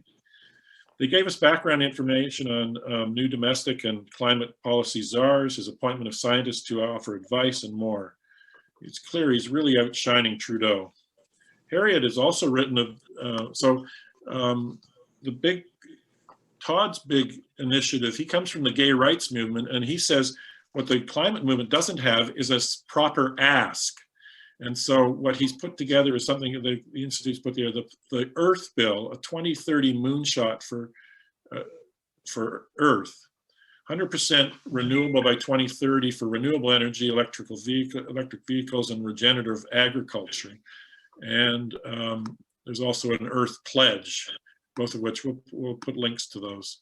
Harriet has written and published very recently, Rolly tells me, is a very excellent book on how to talk to your kids about climate change. So I just wanted to flag that for folks. On April 14th, was that yesterday? I can't believe it. This was an inspiring webinar that we held yesterday. Our three guests were Diane Sachs, the Environment Commissioner, who was let go by Doug Ford when he dissolved this key position. Just shocking. Also, Danielle Gallant, a lawyer with the amazing environmental law charity EcoJustice. Please check out their website to see the many cases they've handled and often won. It's again, inspiring. Danielle is helping 7 young Ontarians to sue the Ford government. You may have heard of this, after its many cuts to green initiatives. They are claiming, and so far the courts are agreeing, that these cuts exacerbate the climate crisis and threaten their charter rights to, quote from the charter, life, liberty, and security of the person.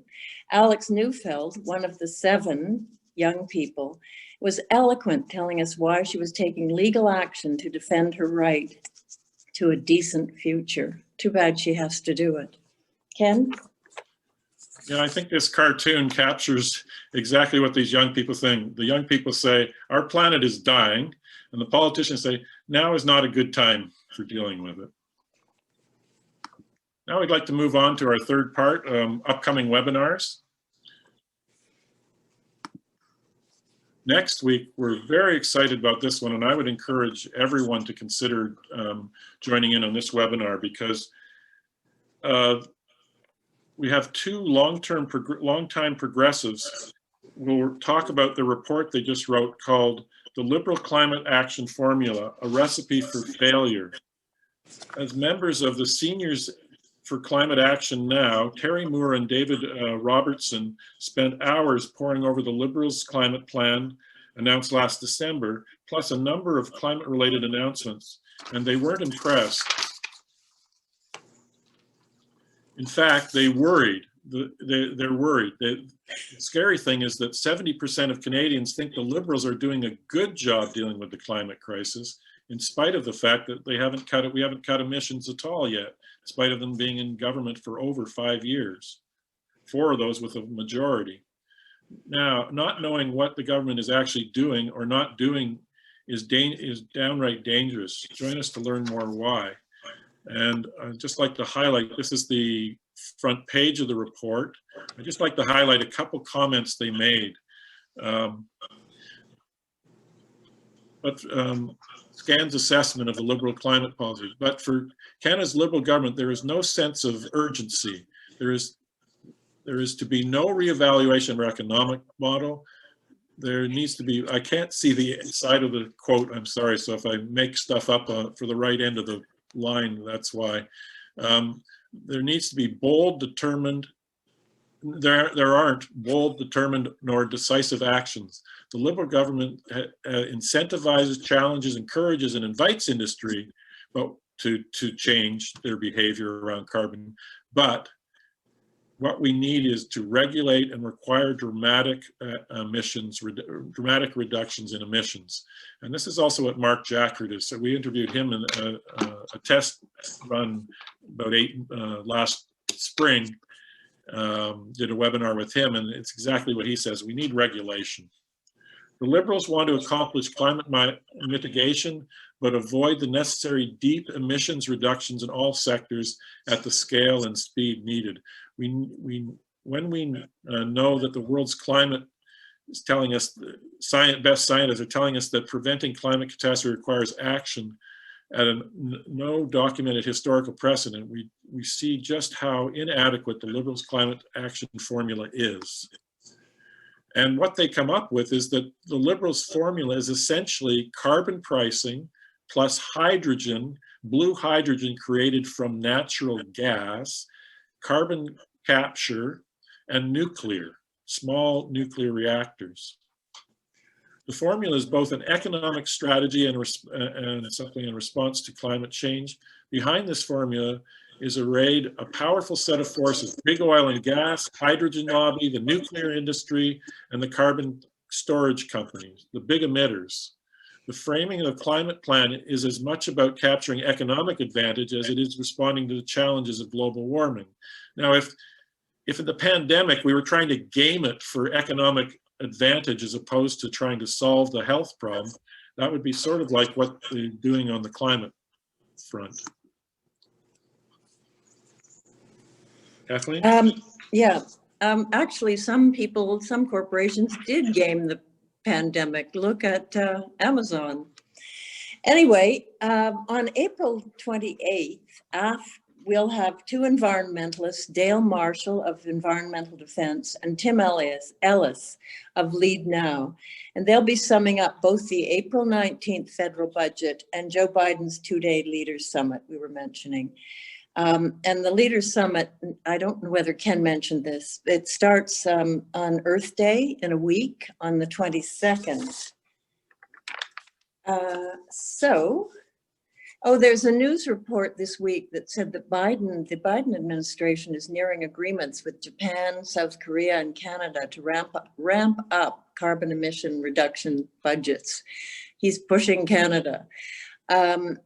Although the administration isn't having much luck with China, India, and Brazil, which produce more than a third of global emissions. So stay tuned. Ken? Okay, on May 5th, we'll have Riel Laverne, president of Fair Vote Canada, and someone from 350.org to talk about the strategic voting in the next federal election. The strategic voting would be Green NDP strategic voting, where they don't run against each other in some critical ridings, basically 50 ridings for the Greens not running, 50 for the NDP. And the argument is, they call it the one-time alliance, and the argument is it's time for planet over party thinking. We are pleading for the two parties to put the people of Canada and the health of our planet above narrow partisan considerations.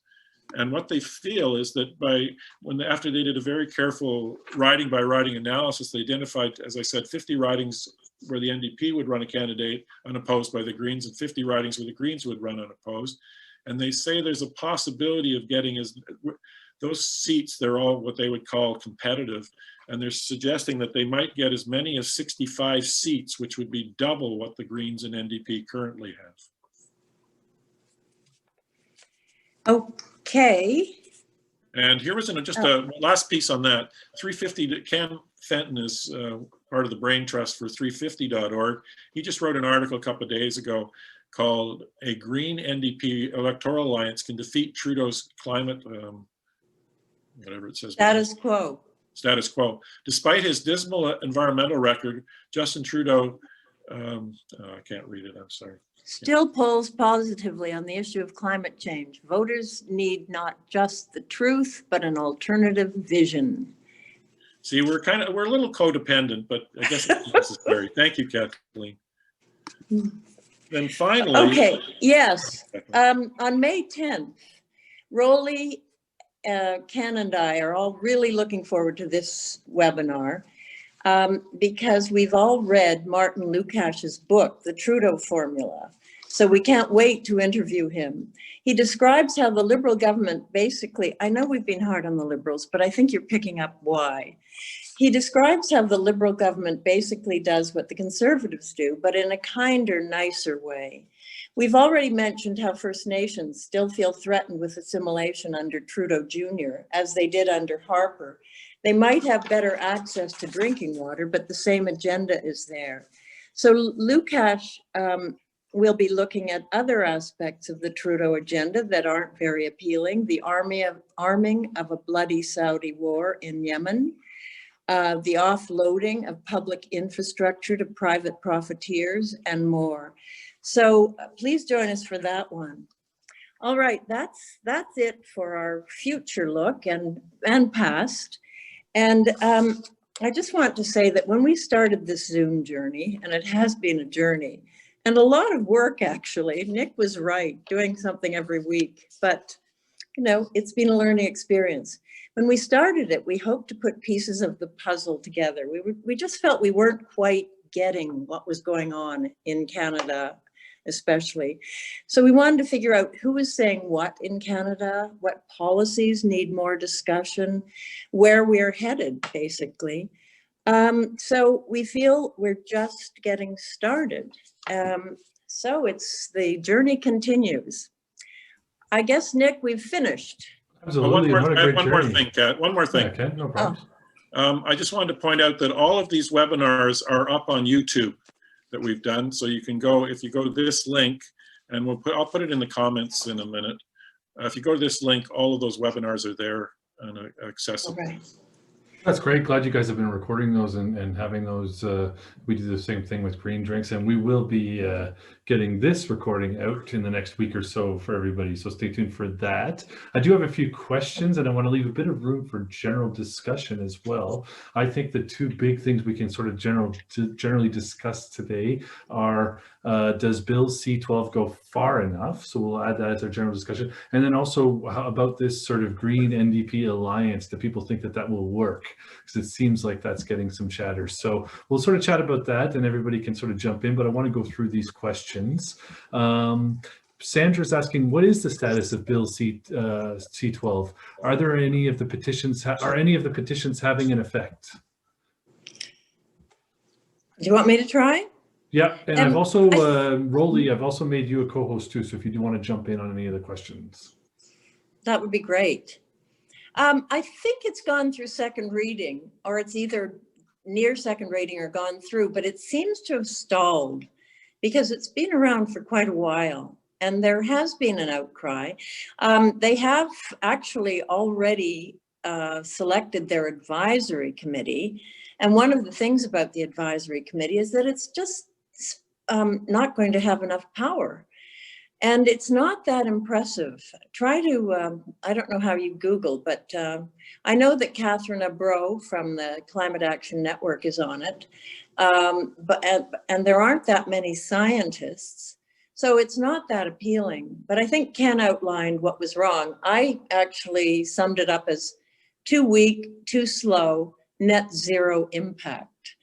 And I find it almost cynical that they thought we would accept the first milestone target year in 2030. I mean, how can we wait for 10 years, or now fewer than 10 years, until we find out how they're doing? That, I just find that scandalous.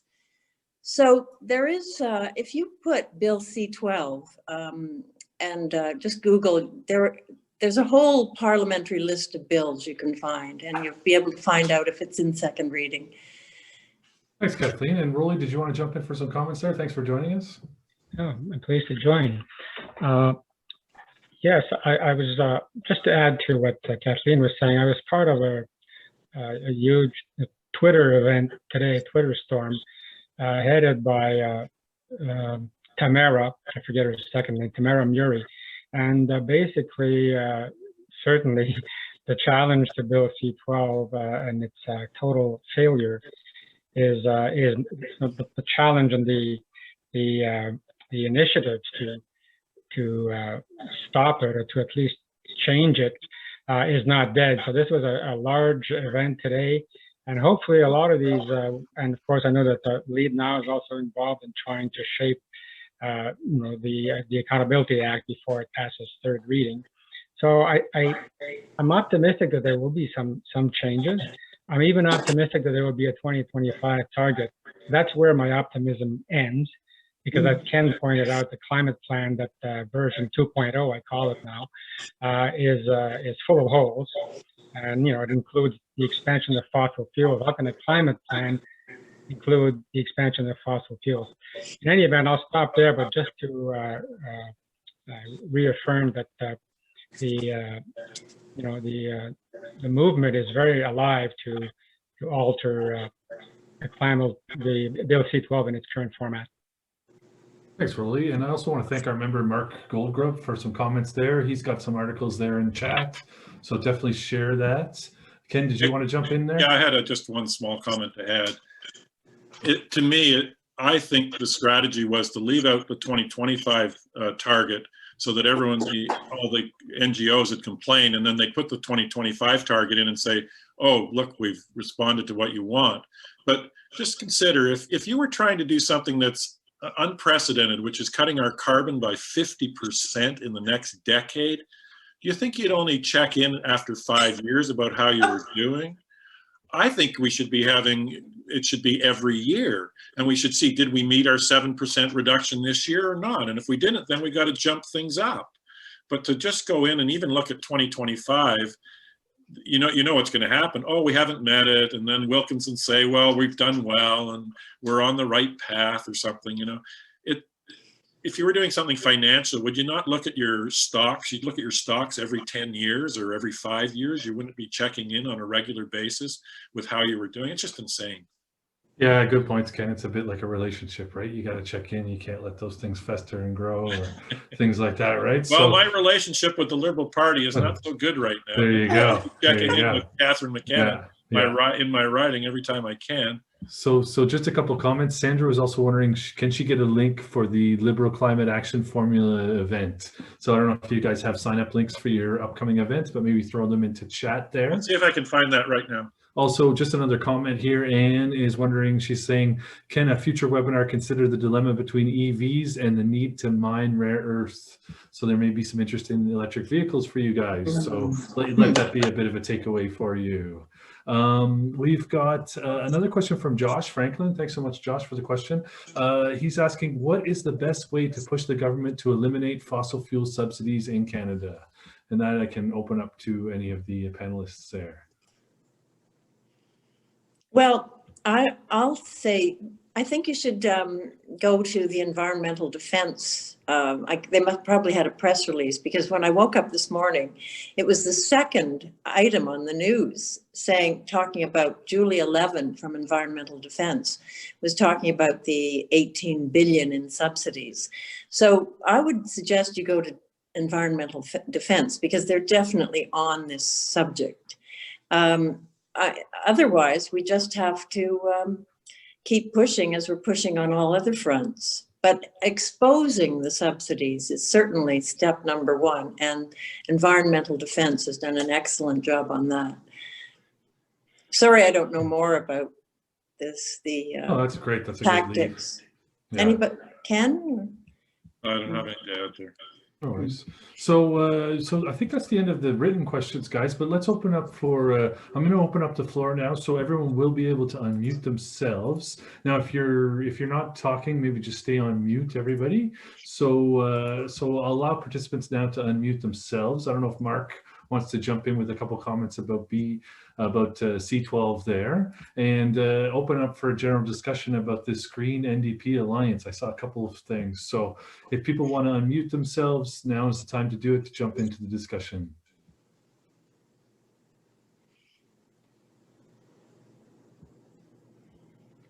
I think Mark said something about he doesn't want to discuss it unless the crowd demands it. So there you go. He's waiting. He's waiting. Everybody's got their tongue tied. Anybody want to jump in for any comments on the Green NDP Alliance? It's kind of a neat idea. I mean, I'm not totally against it.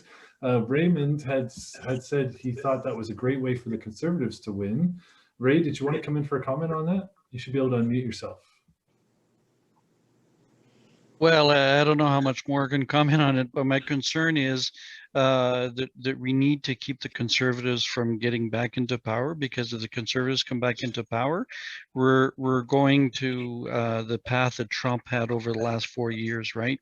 So I would much prefer to see an alliance between the Greens and Liberals or something like that to prevent the Conservatives from rolling everything back.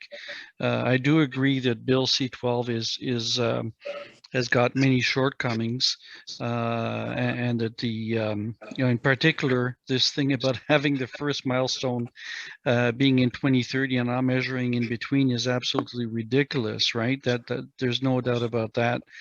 And I also see that the federal government is forecasting some things. EV adoption in particular they're forecasting numbers to us are ludicrous. We believe EV adoption, even without government intervention, will be a lot better. So, yeah, they need to be a lot more aggressive. But the real concern I have is I don't want to go back to the Harper years where, the West ran the country and it was oil and gas and nothing else, right? can I say something? Can I say something? Absolutely, Kathleen, jump in. I just think that this might be the time to try something bold, like an NDP Green alliance. I don't think the Liberals would do it. They're quite arrogant, even though they were knocked down to a minority. But look at that vote in the Conservative convention. The majority denied the existence of climate change, and most Canadians, a large majority, 65, 70%, are very concerned about the climate crisis. So I really do think that and Erin O'Toole hasn't exactly been a winner. So I think if we're going to take a chance anytime, I was more worried about the Conservatives in the last few years than I am now, even in the last election. So I think it would be a chance, but I don't think the NDP will do it. Unfortunately, that the Greens didn't run somebody in against Jagmeet Singh is it Burnaby yep. South, North, and then to allow Jagmeet to win. But then when Anna May Paul was running in Toronto Centre, the NDP wouldn't back off to help her. So it's a difficult one. All we can do is hope that enough pressure can be applied on the NDP to make them smarten up. I think Elizabeth, she's really worried about the climate crisis, and she has grandchildren, and I think she'd be willing. I can't speak for her, but I'd be more worried about the NDP. So Kathleen, my concern is that we're talking about having about 7 years to really make a difference, right? I know there's a lot of people that would hope that the Green Party and its agenda would win, right? But we don't have time to hope that the Green Party gets into power. We need to find some way to get the mainstream parties, i.e. either the Liberals or Conservatives, to actually enact change, right? The Conservatives are not going to do it. You're right. They voted at the last party convention that climate change change isn't even real. So, so what are we left with, right? So being a pragmatist, I'd like to put as much pressure as possible on the Liberal Party to step up and do what's right for the planet, and forget about those. As you guys were saying earlier, the number of jobs in the oil and gas sector is nowhere near what people are saying it is. And most of the profits, so the royalties we're collecting right now are minimal because the oil prices are low. And all the profits are going to overseas owners, overseas companies that own most of the resource anyways. So, you know, from my perspective, the oil and gas sector is going to die anyways, because we're going to see a rapid reduction in the consumption of oil, particularly with the electrification of the transportation system. So all the assets in the oil and gas industry, particularly the oil sands, which are among the highest cost oil in the world and the dirtiest, by the way, which the two are actually related, right? So, so those are going to be the first ones that are going to be uneconomic and will result in massive losses for the companies that own those assets, right? Yeah, Right. great points, Ray. Go ahead, Ken, Can I to step respond to in? that. Sure. First of all, they're just trying to, we're not pretending the Greens are going to form government or the NDP, but in terms of, Raymond, in terms of the balance of power, if they had more seats, they'd have more push. And I think that's the best we can expect, is that they have a strong showing among the NDP and Greens so that they do hold the balance of power. And if they get a few more Greens, it might help the NDP push on the climate crisis, because the NDP has been sadly underwhelming on how hard they aren't pushing the Liberals at all on it. Well, the NDP, from my perspective, anyways, they're focused on the short-term social issues, right? And the climate crisis is a long-term, much broader issue than social issues short-term. You know, I'm not against dealing with social issues. We have to, absolutely. But to me, we have a climate crisis, and that should be where we focus the efforts, right? And the NDP doesn't seem to be there, as you say. Now, the problem I'm seeing, though, is that in many ridings, there's a lot of pressure between, you know, a lot of pressure between the Greens and the Liberals, and there may be enough Liberals going to the Green Party and voting for the Green Party that'll flip the seat to the second place party, which is generally the Conservatives, right? So again, my concern is if there's we're all talking short-term stuff, right? And the last thing I want to see happen in Canada is for the Conservatives to come back to power and cancel all this stuff, just like the Ford government did, just like Harper was doing for way too long, right? Yeah, we're totally with you on that, but the Liberals just aren't stepping up to the plate. That's the problem. And you better be here on May 5th, Raymond, to listen to what these guys have to say, man, and cross-examine them, because they're the defended test. Guys, I think a lot of those seats. I think a lot of those seats aren't some of them are conservative, some of them are liberal, but they're ones that could have been won. Yeah, good Well, point. So I'm going to go to Kathleen next, and then we'll go over to Josh with a question. So Kathleen with a comment, and then over to Josh with a question. Thanks. I was just going to say that, I'm from Kingston, and I think somebody else, Carrie Hill, might be here from Kingston, but Mark Garretson is the Liberal MP, and he's failing.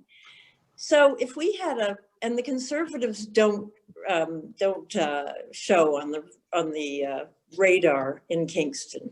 So in a place like that, you wouldn't do it where the Conservatives were running second. You'd have to choose your ridings where it wasn't that risky. So in Kingston, we didn't even know the name of the Conservative candidate in the last election. So instead of letting Mark just win again, how about bringing the Greens and the NDP together instead of splitting the vote and doing it?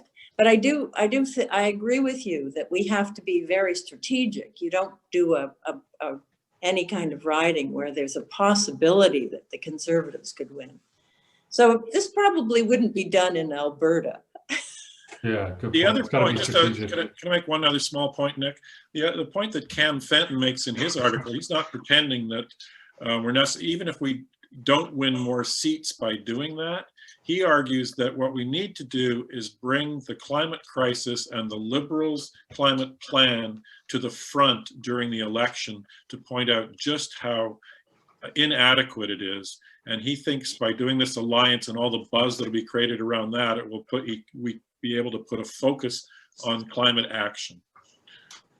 Yeah, great points. So sorry, Josh has been patient with his hand up here. So let's go over to Josh with a question. Thanks so much, Josh. I went to their seminar earlier and they did say they have a list of ridings and an Excel sheet and the previous percent, sort of how each party did. And it was ridings where the Green and NDP were like first or close to second, right? But it's also going to bring the PR thing to the front, right? Because Fair Vote's doing this. And then you could never have, like, you know, Raymond, you're saying like there's a big issue with the Conservatives having total power and reversing everything. Imagine a political system where the Conservatives or any party couldn't just rip everything down, right? So I think that's another spotlight of this alliance. Yeah, good points, Josh. Any rebuttals on that, everybody from the panel? Well, just I don't know, Josh, if you heard, but we're having Rael, whatever his last name is, from Fair Vote Canada on. So he'll be, and then 350.org. So we'll be getting both sides or both angles. So yeah, that'll be an interesting one. What day is that again, guys? God. Too many, May right? 5th. May 5th. Okay. So May 5th is going to be a good one. Next week we've got the budget coming out. It's also Earth Week and Earth Day, so I don't know if the Liberals maybe thought about that and maybe they've got a very special budget planned. I somehow doubt it. Does anybody have some comments before we wrap things up? Does anybody want to jump in with some last comments? Any of the attendees, you can unmute yourself, and then I'll open it up for the speakers for any last comments. Any attendees? Any last questions, comments? Okay, so we're good. So speakers, did anybody of the speakers, Kathleen, Ken, did you want to jump in for a couple final comments? Kathryn and Noel, you're welcome to as well. Can I just say, I just think what we did has been very challenging. We'd never done it before. Poor Ken had to learn Zoom. I mean, talk about, novices. But we've learned so much, and we're going to try to keep going sometimes during the summer and then maybe next year. But we just found that there wasn't enough dialogue, and there are all these groups that aren't intermingling. So it's so great to have Lead Now and Environmental Defense on together, and there needs to be much more of a coalition building process. And not that we're doing it, but I think through the webinars, we've seen how important that is. And also how many fabulous Canadians there are out there. I mean, you just hear these people like Diane Sachs and Toby Sanger and all these wonderful people, the guys, I shouldn't say that, but they were two guys, from the Canadian Centre for Policy Alternatives, just so much knowledge. And we all have to kind of work to get that knowledge out to the public. So we're not doing it well enough, but hey, it's a start, right? It's a start, and that's a great job. And thank you guys for coming on. And you know, it's been great to see your progress. You know, we're all learning these new technologies, so let's all learn them together. Kathryn or Noel, did you want to jump in for any final comments there? Yeah, thanks again for having us, and it's such a great way to connect with people and see what everyone else is working on. I agree with the need for dialogue and working together, because we're all working so hard, but sometimes we do a lot of overlapping work, and these resources can be shared. And so it's just great to connect and see what everybody else is working on. And it's encouraging that we're all working towards similar goals. I also wanted to highlight again that like sustainability and living sustainably means different things to different people. So being compassionate with one another and understanding that people are doing the best they can, especially during times like these that are so challenging and unpredictable with COVID. So it's discouraging, but also really encouraging to see these kinds of initiatives, and it brings me a lot of hope and optimism, and I hope it does the same for people who are listening. Yeah, great points, Noel. And thanks again for joining us and starting the initiative. Kathryn, couple of final words from you. Well, Noel basically said what I was going to say, so I'll just leave it with that. It's There you really go. to have dialogue and to have that connection and not work in silos. So. And I saw that you put your NCENN sessions into chat there. So that's a great one on Friday mornings if people want to join that. And just a reminder, if people want to save the chat, you just hit the 3 buttons beside the file and you can save the chat so you get all your links there as well. Ken, I know you've probably got a couple final words. You're never speechless. I think I've said enough words probably tonight. For me, the biggest thing is, as everyone knows, is that the urgency right now is incredible, and it's just so discouraging to see the Liberal government, who are the ones who can make it happen, just sort of floating along. And this webinar next week, when you find out what they're doing, that they're really not going to be they're not going to getting rid of natural gas. They're going to be doing blue hydrogen using natural gas. When you realize they're going to not be really pushing renewables, I just couldn't believe it. They're not really pushing batteries. They're not really pushing renewables. The electric car thing is weak. It's when I read the plan, I just I could never understand the plan. These guys went to the documents that came out after the plan. The hydrogen plan is twice as long as the climate plan, came out a few weeks after. And they went to these additional things to really understand what's going on. The Liberals are gaming it. They think we can just keep doing what we're doing and make a ton of money here. And it's just outrageous. We don't even have the technologies that can get us to half our carbon footprint this decade are not the ones they're talking about. They're talking about carbon capture, blue hydrogen, and small nuclear, which is just nuts. Anyway. Yeah. Yeah, no, good points, Ken, and that's why we got to keep pushing them, right? So we invite everyone to join your webinar series, start next Wednesday and every Wednesday. And just a reminder, we're back with our virtual green drinks event in May. That next one's going to be May 13th. We've actually got the team from Enviro Center doing a bit of a takeover. So come and join that one. The team's going to be talking about their green business, their home renos, which they're really ramping up, and as well as celebrating Bike to Work Month or Biking Month. Forget about Bike to Work, but Biking Month. So thanks everybody for joining us for another edition. Really appreciate that, and look forward to seeing everyone at the next one and on to future webinars. So have a great night, everybody, and we'll see you again for another virtual green drinks. I'll keep the line going again, just if anybody wants to save chat. Thanks, Kathleen. Thanks for inviting us, Nick. No problem. Thanks, everybody. Nick, I put the link to next Nick. week's. Thanks. I put the link to next week's webinar in the chat in case anyone hasn't seen it. Perfect. And, we put out a pitch every week, usually on Friday, for the next one. So you'll get it, Nick. Maybe you can forward it to the people who are on tonight. Sure, absolutely. We'll put it on our social media, so make sure you follow us there. Get on our. Thanks everyone for joining us. Appreciate the interest.